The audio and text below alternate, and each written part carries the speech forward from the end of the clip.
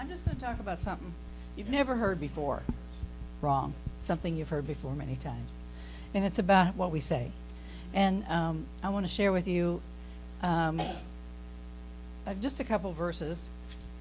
In Mark, if you put up Mark 5,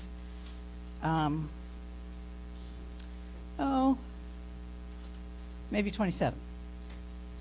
It's the woman with the issue of blood. You know, I know you've never heard this story before, so we're just going to talk about it a little bit because there's something particular that I want to bring out, and that is, here's this woman who's been sick for years, and she hears about Jesus who could maybe help her, and so she goes up to him and she touches him because she says in so verse 27, when she heard about Jesus, she came behind him in the crowd and touched his garment. And the next verse, for she said, this is the important part. For she said, if I could only touch him, I will be made well. Something we just need to remember to do all the time is to say what we want, to say what we need, to speak out the desires of our heart, because he says he'll give us the desires of our heart. And then I want us to go over to another story in the Old Testament, and it's the story of David and Goliath. It's in 1 Samuel 17 and verse 45.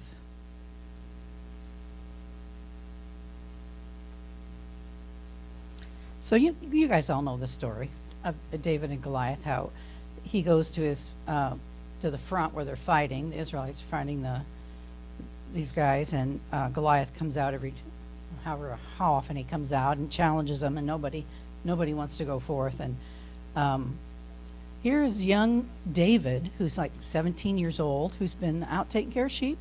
He's been out fighting the lion and the bear, and he's successfully killed them. So he has some history behind him, and he sees this guy who comes against their religion, their faith, and he doesn't understand why nobody goes forth, and so he offers to go forth. And what he says in verse 45, so David is out there. He's facing the enemy, the Philistine, and it says, then David said to the Philistine, once again he said it to him. You know, he spoke it out loud. He said to the Philistine, you come to me with a sword and a spear and a javelin, but I come to you in the name of the Lord of hosts, the God of the armies of Israel, whom you have defiled. And this day, he's speaking it out, this day the Lord will deliver you into my hand. And that's what we need to remember, that this day God will deliver us because of what we say. We need to be sure that we're saying the right things, and we need to say it all the time. What do you want? So he promises to give us the desires of our hearts. And are you speaking those out? We need to speak them out regularly. How often do you want them? You know? In 1 John 5, let's go one more place, verses 14 and 15. God says, now this is the confidence that we have in him, that if we ask anything according to his will, he hears us. So we ask. So in asking, we're speaking. We need to speak that out. We're asking him what we want. And if we know that he hears us, whatever we ask,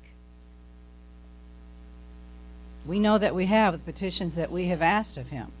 So we just need to keep in mind that we need to constantly be asking him out loud. Out loud. We need to speak to the circumstances, speak to what we want.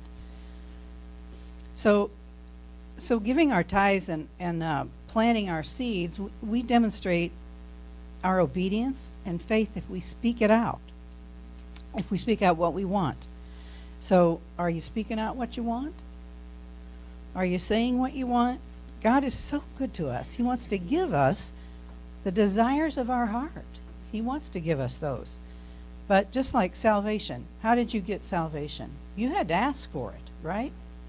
It works the same way for healing. We got to speak out our healing. We got to believe it. We got to speak it out. We got to speak it out. And the same way with anything we need, prosperity, relationship, whatever we need to speak it out. We need to say what we want or desire.